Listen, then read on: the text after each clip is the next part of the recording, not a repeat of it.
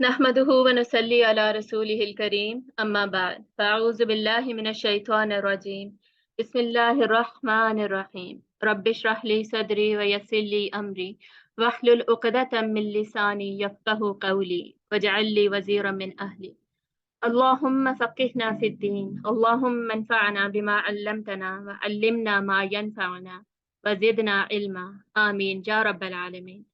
सुब्हानका ला इल्म लना इल्ला मा अल्लमतना इन्नका अंतल अलीमुल हकीम। इंशाल्लाह आज हम सूरतुल आले इमरान का लास्ट रुकू 190 to 200 आयात डिस्कस करने जा रहे हैं। ये आयात बहुत ज़्यादा इम्पोर्टेंट है। इनका बकायदा एक शान नज़ूल है जिससे हमें पता चलता है, एक तो इनकी अहमियत, दूसरा ये कि ये ईमान को की सिंथेसिस में, बेसिकली ईमान के बनाने में किस तरह मदद करती हैं ये आयात, और फिर ईमान को दर्जा बदर्जा बढ़ाने में किस तरीके से मदद करती हैं। तो सबसे पहले हम इनका सियाको सबाब, जो इनका रीजन ऑफ रेवलेशन है, जिसकी वजह से या जिस वक्त आयात नाजिल हुई, वो एक खास वाकया कौन सा था वो हम देखने जा रहे हैं।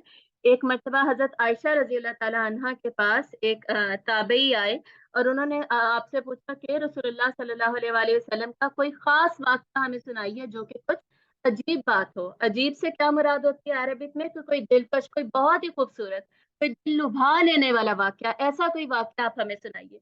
तो हजरत आयशा रजी अल्लाह ताला अन्हा ने फरमाया कि आप सल्लल्लाहु अलैहि वसल्लम की तो तमाम जिंदगी ही बहुत ज्यादा खूबसूरत और खुशनुमा और दिल लुभा देने वाली थी, लेकिन मैं एक वाकया तुम्हें सुनाती हूँ। और उस वक्त हजरत आयशा ने ये वाकया सुनाया जो कि सही हदीस से साबित है। हजरत आयशा फरमाती हैं कि एक रात मैं और अल्लाह के रसूल सल्लल्लाहु अलैहि वसल्लम इकट्ठे रात को मौजूद थे। तो आप सल्लल्लाहु अलैहि वसल्लम ने हजरत आयशा से फरमाया कि आयशा, मुझे इजाजत दें कि मैं उठकर अपने रब से मुलाकात कर लूं। तो हजरत आयशा ने फरमाया कि ठीक है। तो आप सल्लल्लाहु अलैहि वसल्लम फिर उठे और अल्लाह ताला के लिए आप सल्लल्लाहु अलैहि वसल्लम ने सबसे पहले वुजू किया, फिर आप सल्लल्लाहु अलैहि वसल्लम नमाज के लिए खड़े हुए। और आप खड़े होते, तिलावत आपने जब शुरू की तो आप रोते जाते थे कि आंखें तर हो गई, दाढ़ी मुबारक तर हो गई। और फिर जब आप रुकू में गए तो रुकू में आप उससे भी ज्यादा रोते रहे और अल्टीमेटली जब आप सजदे में गए और सजदे में भी आप रोते ही रहे आप सल्लल्लाहु अलैहि वसल्लम। और इतनी देर हो गई इसी प्रोसेस में, सजदे, कयाम, सजदा, रुकू, सब कुछ इतना तवील भी हुआ, आप वसल्लम का रोना भी इतना तवील हुआ कि हजरत बिलाल रजी अल्लाह ताला अन्हो, जो कि अजान दे चुके थे और फिर इंतजार कर रहे थे कि आप सल्लल्लाहु अलैहि वसल्लम आए और नमाज फिर इमामत करवाए नमाज की, लेकिन आप वसल्लम नहीं तशरीफ लाए। तो हजरत बिलाल खुद तशरीफ लाए और आप सल्लल्लाहु अलैहि वसल्लम को देखा, आप वसल्लम की हालत देखी और पूछा कि या रसूलुल्लाह सल्लल्लाहु अलैहि वसल्लम, आप इतना क्यों रोते हैं जबकि आपके गुनाह तो ऑलरेडी माफ हो चुके हैं, फिर भी आप क्यों इतना रोते हैं? तो आप सल्लल्लाहु अलैहि वसल्लम ने उस वक्त ये फरमाया कि क्या मैं अल्लाह का शुक्रगुजार बंदा ना बना। उस वक्त आप वसल्लम ने ये भी फरमाया कि मुझ पर इस रात में ऐसी आयत नाजिल हुई है कि अगर कोई शख्स इसको नहीं पढ़ता और उसके ऊपर गौर व फिक्र तदब्बुर नहीं करता तो उसके लिए हलाकत है, यानी मारा गया वो इंसान, यानी नुकसान है उस इंसान का अगर उसने ये आयतें पढ़ी और इन आयतों पर फिर उसने गौर व फक्र नहीं किया। और वो कौन सी आयतें हैं? वो यही वाली आयतें हैं जो कि हम आज पढ़ने जा रहे हैं। और दूसरी हदीस से हमें पता चलता है कि आप सल्लल्लाहु अलैहि वसल्लम जब भी रात को तहज्जुद के लिए उठा करते थे, और आपका तो यह मामूल था, आप तो रोज रात को उठते थे, तो जब भी आप उठते तहज्जुद के वक्त तो आप ये वाली आयतें तिलावत फरमाते, फिर आप बिस्तर से उठते थे और नमाज के लिए जाते थे। तो ये इतनी अहम आयत हैं, ये हमें याद भी होनी चाहिए और बकायदा हमें इन आयत को अच्छे तरीके से समझना चाहिए। तो आज हम इसकी फर्स्ट आयत स्टार्ट करने लगे हैं। पहली आयत क्या है? बिस्मिल्लाहिर्रहमानिर्रहीम। इन्ना फी खल्क़िस समावाति वल अर्दि वख्तिलाफिल लैलि वन नहारि लआयातिल लिउलिल अलबाब। इसमें कुछ चीजें नोट करने वाली हैं जो यहाँ पर अंडरलाइंड भी हैं और आप इनको इंशाल्लाह ध्यान से देखेंगे। इसकी ट्रांसलेशन हम देखते हैं। इन्ना बेशक, फी खल्क़िस समावाति वल अर्द, आसमान और जमीन की तख्लीक में। ठीक है, ये एक पोर्शन हो गया जिसमें अल्लाह ताला कह रहे हैं कि तुम इसके बारे में कुछ सोचो। और सेकंड क्या है? वख्तिलाफिल लैलि वन नहार, और रात और दिन के इख्तलाफ में, यानी रात और दिन की जो ऑल्टरनेशन है, जो तब्दीली हो रही है, रात के बाद दिन आ रहा है, दिन के बाद रात आ रही है, इसमें अल्लाह ताला ने क्या है इन दोनों के अंदर लआयातिन, यकीनन निशानियां हैं। यकीनन आप देख रहे हैं इन्ना की वजह से स्टार्ट में भी आया है और बीच में ल की वजह से रिपीट हो रहा है। इंडीड, बेशक, यानी है निशानियां इनके अंदर, इनको कोई इग्नोर नहीं कर सकता। आयत बेसिकली होता क्या है, कौन सी निशानी? आयत ऐसी निशानी है कि जो कि आप जिसकी तरफ अगर हम देखें, ऐसे साइन बोर्ड्स इसकी तरफ अगर अगर हम देखें तो हमें पता चल जाता है कि ये किस तरफ पॉइंट आउट कर रहे हैं, ये कौन सी डेस्टिनेशन, कौन सी मंजिल की तरफ हमें ले जाना चाहते हैं। बेसिकली अगर कोई रास्ते गुमे हुए हैं तो साइन बोर्ड्स देख के हमें पता चल जाता है कि अच्छा रास्ता ये था। मैंने अगर इस्लामाबाद जाना है, लाहौर जाना है, कराची जाना है, साइन बोर्ड्स देख के पता चलता है ना। इसी तरह ये अल्लाह की आयात हैं, अल्लाह की निशानियां हैं जो कि हमें रास्ता दिखा देती हैं अल्लाह तक पहुंचने का। तो ये अल्लाह ताला बता रहे हैं कि इन दो पर्टिकुलर चीजों में अल्लाह की निशानियां हैं। अब हम ये जानते हैं कि अल्लाह की निशानियां सिर्फ यहाँ एंड में तो मेंशन नहीं है सूरह आले इमरान के, बल्कि सूरत नहल ऐसी सूरत है जिसमें अल्लाह की मैक्सिमम निशानियां मौजूद हैं।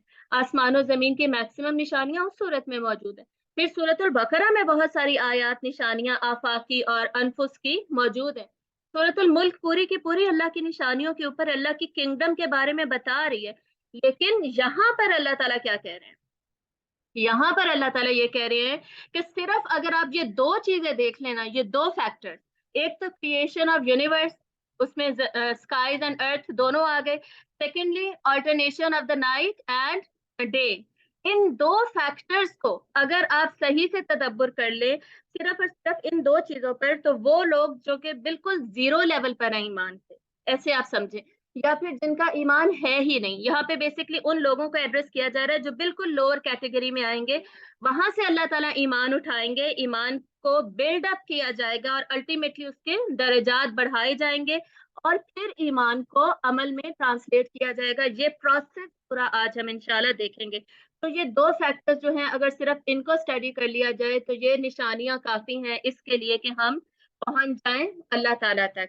निशानी जो है आयत, ये थ्री काइंड्स की होती है कुरान मजीद में जो मेंशन्ड है। एक आयात आफाकी हैं, आसमान में यूनिवर्स में बिखरी हुई निशानियां जो हैं, जो कि हमें सेम वही प्रोसेस है अल्लाह तक पहुंचा देंगी। फिर आयात अनफुस हैं, एक हमारे बाहर की निशानियां थी, दूसरा हमारे अंदर की। There is a universe outside us and then there is a universe inside us. हमारे अंदर इतनी ज्यादा निशानियां, बाकायदा पूरा सिस्टम है, उसको स्टडी करने से सेम प्रोसेस होता है, सेम कंक्लूजन निकलता है। और उसके बाद थर्ड काइंड ऑफ आयत क्या है? आयत कुरानी, जो कुरान मजीद की आयत है, निशानियां हैं, उनका भी मकसद यही है कि आप अल्लाह ताला तक पहुंच जाए। यहाँ पर अलबत्ता हुक्म किस चीज का दिया जा रहा है कि गौर किस चीज पे करो, तदब्बर किस चीज पर करो। हमारी कॉन्टेम्पलेशन, आज सारा हमारा थिंकिंग जो थॉट प्रोसेस चलेगा वो इन दो पर्टिकुलर फैक्टर्स के ऊपर चलेगा। और अल्लाह ताला आगे क्या कह रहे हैं? लिउलिल अलबाब, अकल वालों के लिए, वो लोग जो कि समझ सके, उनके लिए ये निशानी है। वैसे तो हम में से हर कोई अपने आप को अक्लमंद ही समझता है, कोई ऐसा इंसान नहीं है जो कि अपने आप को बेवकूफ समझता हो। लेकिन असल में अकल वाले कौन है, ये अभी हम थोड़ा सा देखने जा रहे हैं। पीपल ऑफ इंटेलेक्ट, उलुल अलबाब। अलबाब बेसिकली लुब का प्लूरल है। लुब का मतलब होता है किसी बात की तह तक पहुंच जाना। तह में जो सबसे अहम बात थी ना, एक प्रोसेस के थ्रू, सिस्टमेटिक प्रोसेस दिमाग चलाएगा जिसके थ्रू उस बात कंक्लूजन पहुंच जाना, ये लुब्बे लुबाब होता है। और उलुल अलबाब ऐसे लोग होते हैं। उलुल अलबाब वो लोग होंगे जिनकी अकल भी सलीम है और उनका कल्ब भी सलीम है। अकलें सलीम है उनके पास और कल्बे सलीम है। हम जानते हैं कि सिर्फ हमारा दिमाग ही सोचता नहीं है, हमारे दिल को भी अल्लाह ताला ने फिक्स से रिलेटेड जो खसूसियात है, करेक्टरिस्टिक्स दी हैं।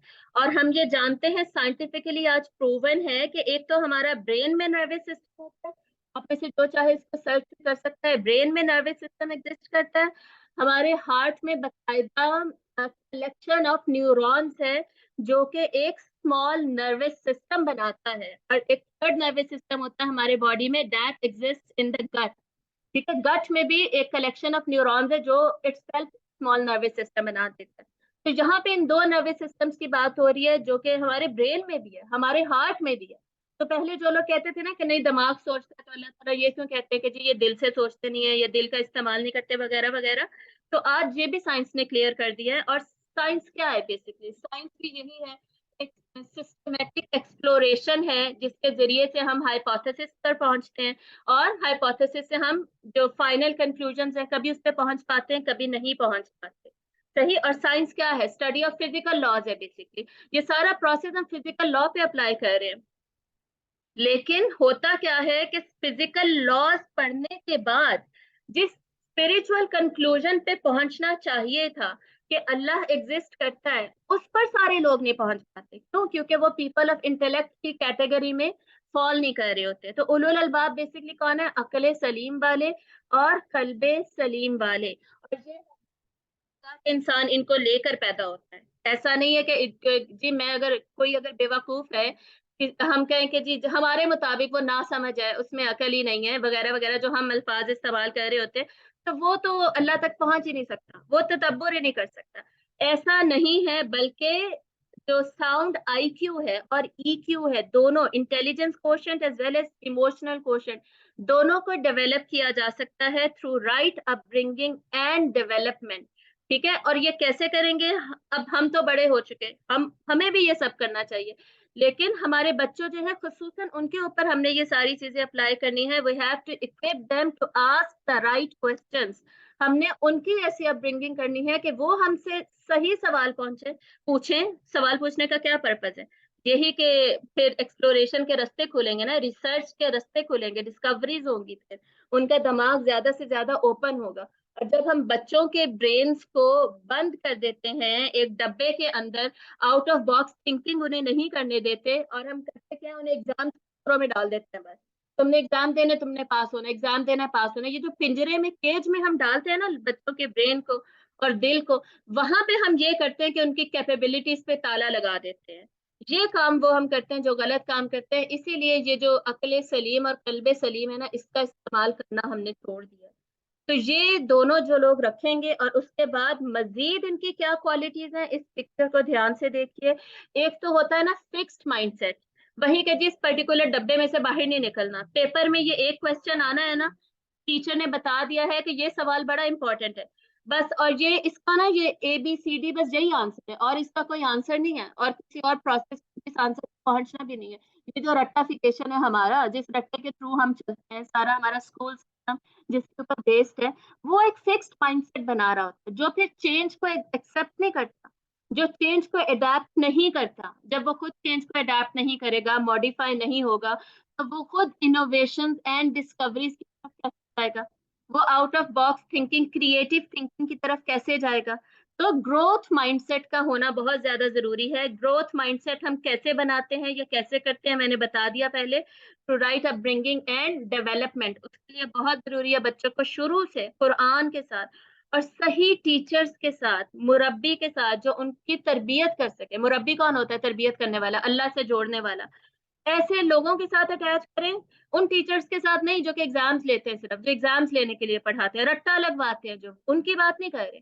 उनकी बात कर रहे हैं जो उनको तदब्बर करना सिखाएं, तफक्कुर करना सिखाएं, और उसके जरिए से तजक्कुर और तशक्कुर के ऊपर पहुंचा दें।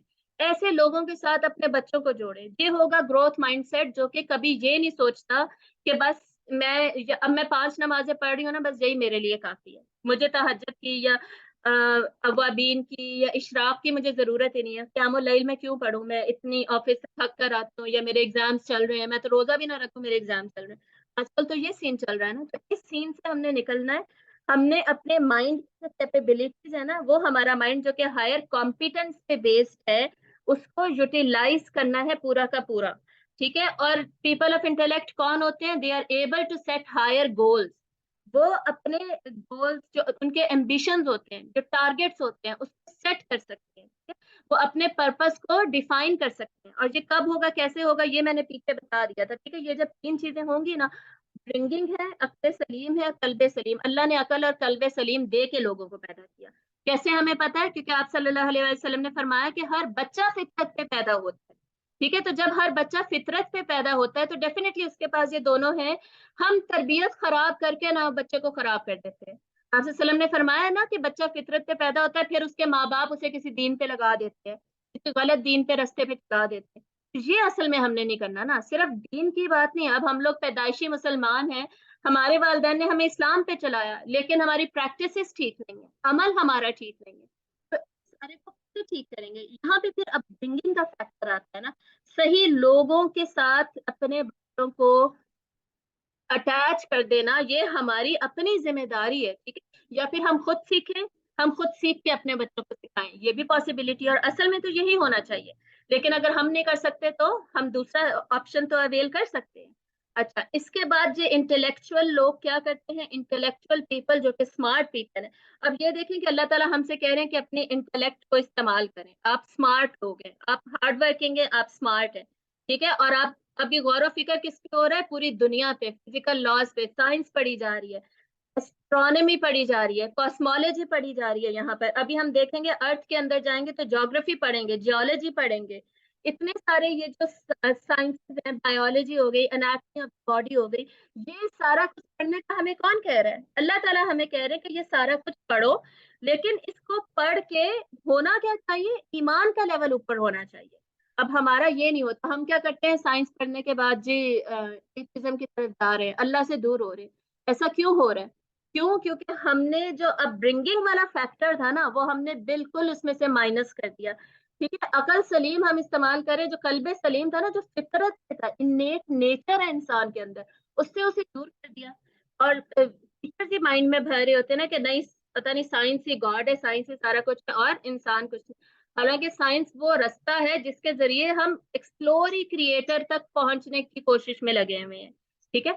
तो इंटेलेक्चुअल लोग क्या करते हैं, रिप्रोग्राम कर सकते हैं अपने माइंड को। जब वो हायर गोल सेट कर लेंगे ना, वो अपने ब्रेन की रिप्रोग्रामिंग, उनके लिए कोई मुश्किल काम नहीं है।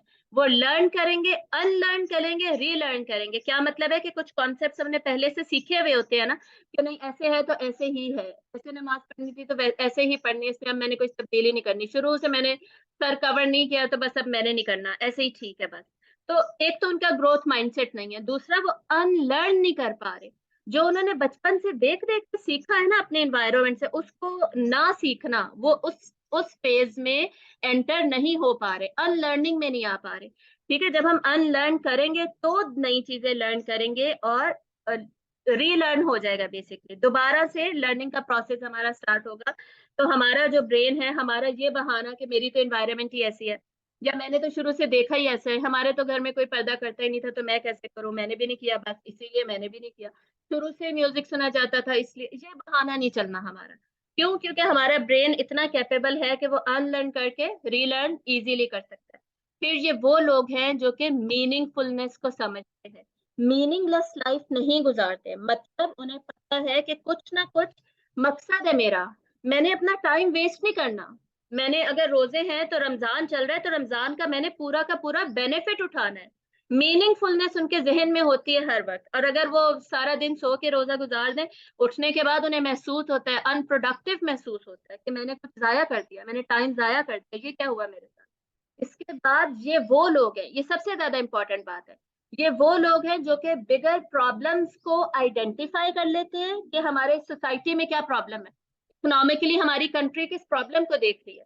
हमारी यूनिवर्सिटीज अगर इंटेलेक्चुअल्स प्रोड्यूस नहीं कर पा रही, हाई आईक्यू लेवल के बच्चे नहीं निकल रहे हमारी यूनिवर्सिटीज से, तो ये बिगर प्रॉब्लम उसको आइडेंटिफाई कर लेंगे, ठीक है। आइडेंटिफाई करके फिर बिगर सोल्यूशंस दे सकते हैं। बिगर सोल्यूशंस वही दे सकते हैं जिनकी शुरू से पिछली स्लाइड में हमने बात की, अब ब्रिंगिंग इस तरीके से है कि अब ये बिगर सोल्यूशंस देंगे। जो बिगर सोल्यूशन देते हैं ना लोग, वो लोग होते हैं जो डेफिनेशंस बनाते हैं, ठीक है। जैसे आपको कोई पूछे इकोनॉमी की क्या डेफिनेशन है, या सेल फोन की क्या डेफिनेशन है, ठीक है। जो डेफिनेशंस बाकायदा बनाई जाती है, जो ग्रामर के इंटेलेक्चुअल्स हैं, जो लिटरेचर पढ़ने वाले लोग हैं, ये सारे जो चीजें डिस्कवर इनोवेट की जाती है, डिस्कवर की जाती है, डिफाइन की जाती है, इस लेवल पे ये पहुंच जाते हैं, एब्स्ट्रैक्ट आइडियाज पे पहुंच जाते हैं। एब्स्ट्रैक्ट क्या होता है? हाइपोथेसिस क्रिएट करना, थ्योरम्स बनाना, जिनको के बाद में प्रूव किया जाता है, और अल्टीमेटली ट्रू और फॉल्स कह के उसको या रिजेक्ट किया जाता है या एक्सेप्ट किया जाता है।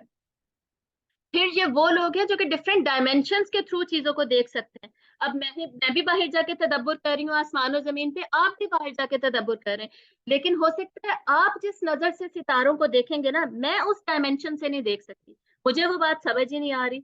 और अल्टीमेटली जो हायर कंक्लूजन है, जो एक्सपेक्टेड है हमसे, उस पे पहुंच जाते हैं। ठीक है। और ये क्या है, ये ईमान का पहला दर्जा है। पहचानते क्या है ये लोग, अल्टीमेटली पहुंच जाते हैं कि कोई है जिसने ये सारा कुछ बनाया है।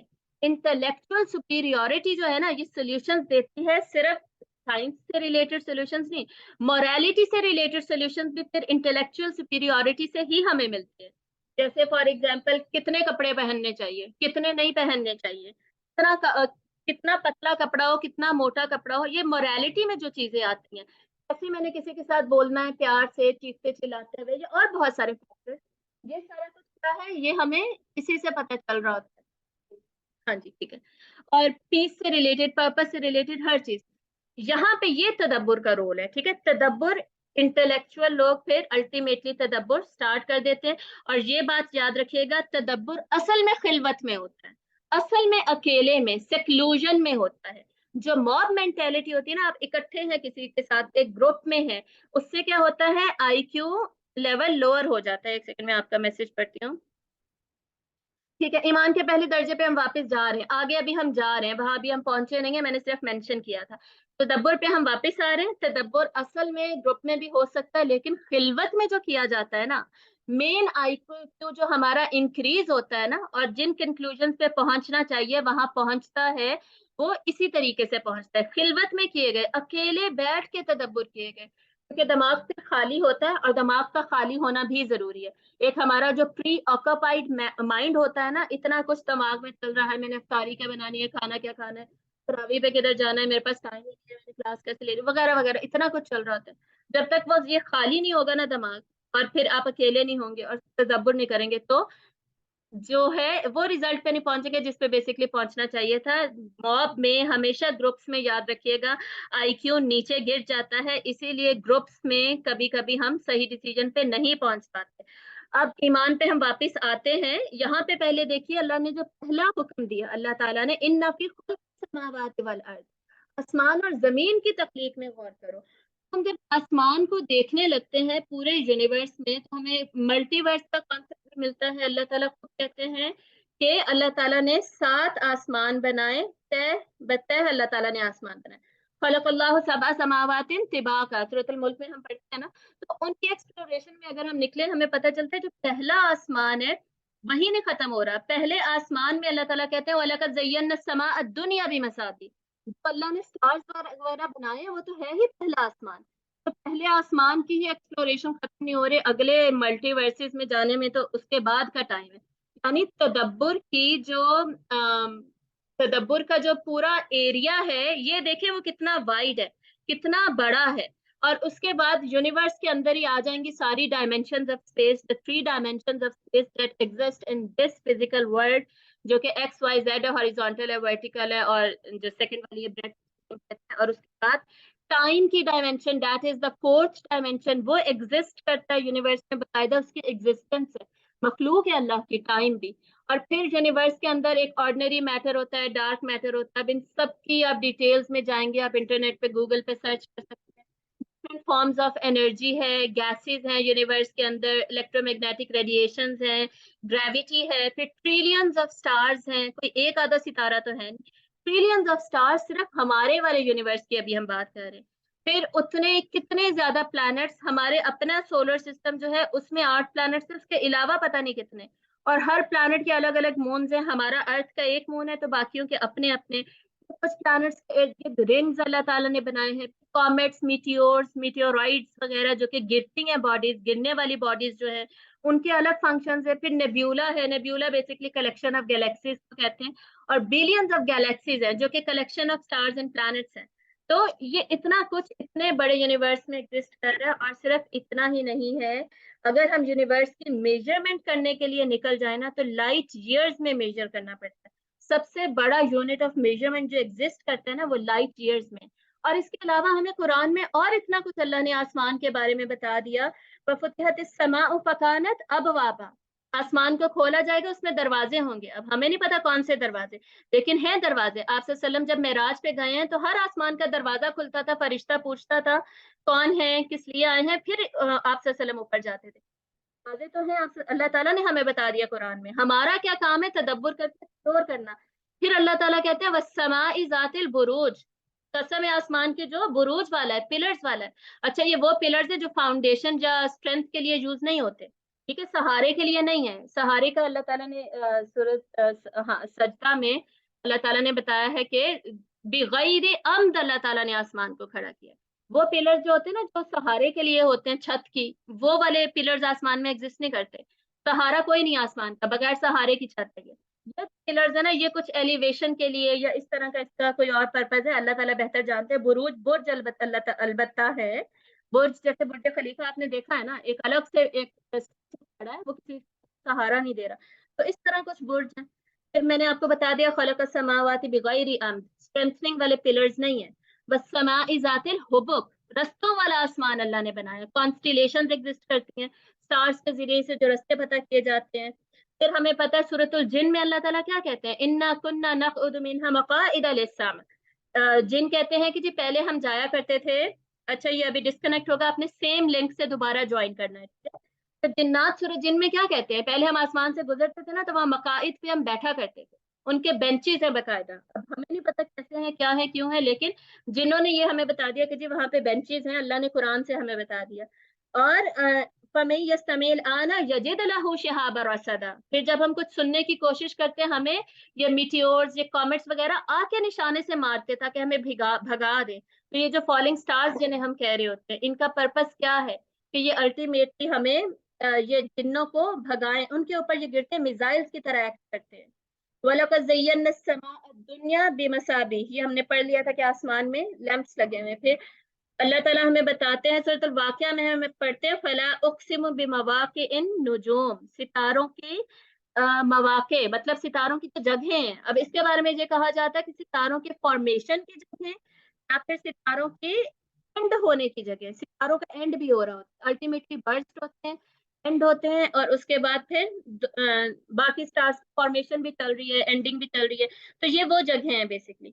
तो और ये जो यूनिवर्स है पूरा, ये सारा का सारा, इसकी ना कोई फिक्स्ड शेप है। पिलर्स इन द स्काई, ठीक है, मैं दोबारा बता देती हूँ। ये जो सारा का सारा यूनिवर्स है, इसकी ना कोई शेप है और ना ही इसका कोई कांस्टेंट साइज है। इसके बारे में सूरत ज़ारियात में अल्लाह ताला कहते हैं ना कि समा बनैनाहा बिअयदिन व इन्ना लमूसिऊन। हाँ जी, ठीक है। अच्छा, बीच में खुद से सिर्फ क्वेश्चंस पूछे, बीच में अलग से कमेंट ना करें वरना मेरा ध्यान उधर जाता है। डेफिनेटली मैंने क्वेश्चंस पढ़ने हैं बीच में, आंसर्स ना दे, मैं इंशाल्लाह आंसर्स दे दूंगी सारे। वस्मा बनैनाहा बिअयदिन, आसमान को हमने खुद अपने हाथों से बनाया, व इन्ना लमूसिऊन, हम उसे वसी करने वाले। यानी कॉन्टिन्यूसली एक्सपेंड कर रहा है आसमान। अब आप गूगल पे सर्च कीजिएगा, साइंटिफिकली ये प्रूवन है कि the sky is constantly expanding. एक साइज नहीं है, बल्कि वेरिएबल है, बढ़ता जा रहा है, बढ़ता जा रहा है, और कोई रुकना ही नहीं है इसका।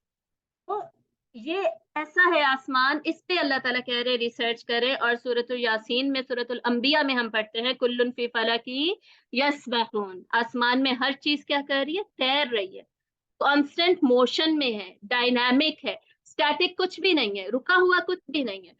ये सारा कुछ क्या है, ये सारा कुछ एक्सप्लोर करने की जरूरत है।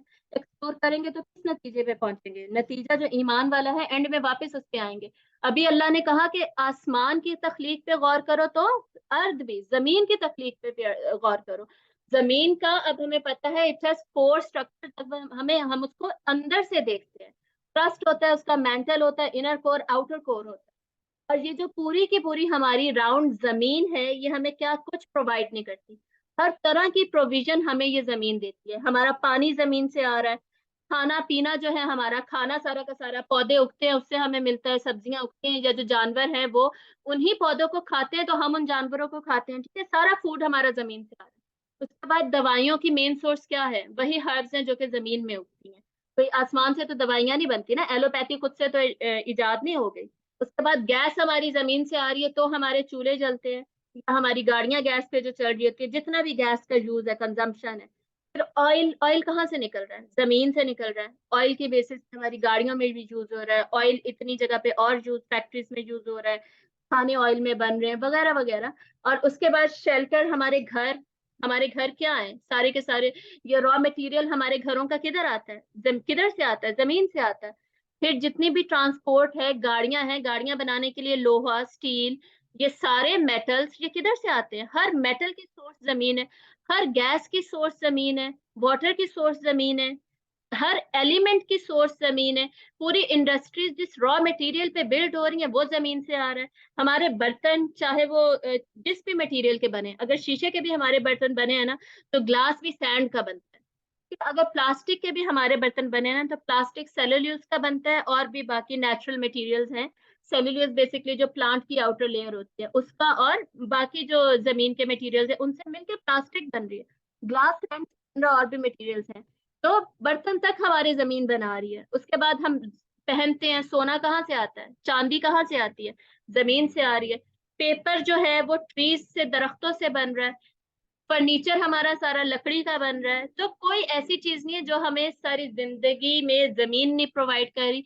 अल्टीमेटली हमें कब्र भी जमीन ही देती है। मर जाते हैं, जिंदा थे तो घर जमीन ने दिया, मर गए तो भी घर जमीन ने दिया। ट्रिलियंस ऑफ इंसान भी होना, अव्वल से लेके आखिर इंसान तक, हर एक को जगह जमीन ने दी, प्रोविजन दी अल्लाह के हुक्म से, और अब घर भी दिया। कब्र भी जमीन ही देती है। इतना इंपॉर्टेंट रोल जमीन का, कौन इसको इग्नोर कर सकता है? इसके बाद जमीन के ऊपर जो सॉइल है उसकी बकायदा लेयर्स हैं। और उन लेयर्स को जब हम स्टडी करते हैं तो हम देखते हैं कि उनके अपने अल्लाह ताला ने बेनिफिट्स रखे हैं। कि ये सारी जो सॉइल की लेयर्स हैं, एक तो यही हमें कवर दे रही हैं, हम इनके अंदर जा रहे हैं तो जमीन एक्सेप्ट करती है हमें बकायदा। और जमीन हमें डिकम्पोज कर देती है। अगर जमीन हमें डिकम्पोज नहीं करेगी तो क्या होगा? ऊपर पड़े रहेंगे, जानवर खाएंगे, फैलेगी, बीमारियां फैलेंगी, स्मेल फैलेगी, क्या कुछ नहीं होगा। यानी ये सिस्टम सारा किसने बनाया? सबसे पहले तो ये बात हो रही है ना कि ये तदब्बुर करो, तो इस सब के ऊपर तदब्बुर करो। और तदब्बुर कैसे करना है? दिमाग खाली होना चाहिए, अकेले हम हों, हम सोचे। ये सारा कुछ हम ऑलरेडी देख चुके हैं, ये गौर व फिक्र हमारी चल रही है। फिर रेगुलेटर ऑफ वाटर सप्लाईज, ये सॉइल का काम है कि पानी की बॉडीज को रेगुलेट करती है। फिर रिसाइकलिंग होती है रॉ मटेरियल की जमीन के अंदर। ये सारे हम जो छिलके वगैरह होते हैं केले वगैरह के, ये जब इसका जो खाद वगैरह बनती है वो कैसे बनती है? यही सारा प्रोसेस होता है ना, रिसाइकल होता है, ये रॉ मटेरियल खाद में कन्वर्ट हो जाता है, फिर पौधे बन जाते हैं, एक्सेट्रा एक्सेट्रा। फिर जमीन बकायदा हैबिटेट है, घर है बहुत सारे सॉइल ऑर्गेनिजम्स का। फिर लैंडस्केपिंग, लैंडस्केपिंग क्या होती है कि कहीं पे पहाड़ है, कहीं पे खड्डा है, कहीं पे पानी बॉडीज है, कुछ इस तरह की डिफरेंट जो लैंड की स्केपिंग है, लैंड की शेप्स एंड फॉर्म्स हैं, वो भी इस सॉइल पे डिपेंड करता है। फिर सॉइल के डिफरेंट कलर्स हैं, डिफरेंट फॉर्म्स हैं, डिफरेंट इंग्रेडिएंट्स हैं, ये सारा कुछ बहुत कुछ डिटरमिन करता है, और बहुत सारे बेनिफिट्स हैं। अब फिर जमीन के अंदर हम चले गए तो जमीन के थोड़ा अब बाहर भी देख लेंगे। यूनिवर्स तो हमने देख लिया था, लेकिन यूनिवर्स से नीचे अगर आए, और जमीन और यूनिवर्स के दरमियान में एटमॉस्फेयर तो एग्जिस्ट करता है ना। एटमॉस्फेयर की जो इतनी ज्यादा लेयर्स हैं, उनके कितने ज्यादा बेनिफिट्स हैं। ये वो लेयर्स हैं जो कि लाइफ को पॉसिबल बनाती हैं हमारे लिए। और डिस्ट्रीब्यूशन जो होती है डिफरेंट गैसेस की, वो इनमें हो रही होती है। ये अल्लाह ताला के काम है। फिर जो ट्रोपोस्फेयर, जो सबसे नीचे वाली लेयर है, वो बकायदा उसमें वो एयर होती है जिसमें हम इजीली ब्रीथ कर सकें, और क्लाउड्स उसमें मूव करते हैं। अगर ये ना होती तो हमारे लिए तो ब्रीदिंग मुश्किल हो जाती। फिर स्ट्रेटोस्फेयर वो लेयर है जो कि यूवी रेस जो है सन की, उसको नीचे नहीं आने देती। इतनी प्रोटेक्शन हो रही है हमारी। मीजोस्फेयर है जो कि प्रोडक्शन ऑफ ओजोन कर रही है, ओजोन भी एक प्रोटेक्शन लेयर है जो कि डिफरेंट हार्मफुल रेज को नीचे नहीं आने देती।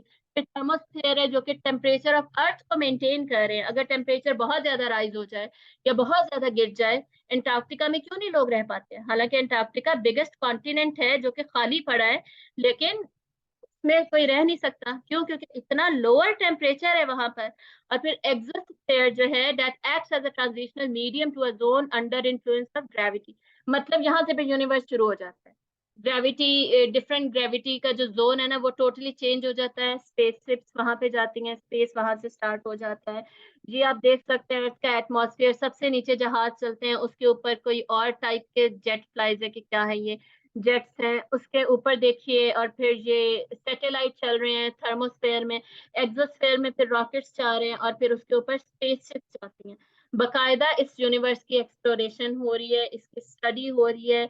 और यही वो स्टडी है, और इससे भी ज्यादा बियॉन्ड ऑल दैट, ये कोई लिमिट थोड़ी है जो मैं बता रही हूँ, ये तो स्टार्टिंग है जो मैं बता रही हूँ। ये तो आप समझे फाउंडेशन है जो कि मैं बता रही हूँ। और इस सारी फाउंडेशन के ऊपर फिर एग्जिस्ट बाकी फिर हम बिल्डअप करेंगे तदब्बुर से जो नतीजे निकलने चाहिए। ये वाटर साइकिल जिसकी वजह से नीचे पानी की कलेक्शन हो रही है, फिर इवेपोरेशन हो रही है हीट की वजह से, ऊपर जाके बादल बन रहे हैं कंडेंसेशन के जरिए से, बादलों में से जब छोटा छोटा पानी बरसता है प्रेसिपिटेशन के जरिए से, तो ये जो रेन होने का सारा सर्कल है, अभी चाहे इंसान ने आर्टिफिशियल रेन बना ली हो, लेकिन उसका वो वाला हर जगह तो नहीं, कितनी महंगी पड़ती है आर्टिफिशियल रेन, हर जगह तो नहीं बरसा सकते, और ना ही हर कोई उससे बेनिफिट ले सकता है।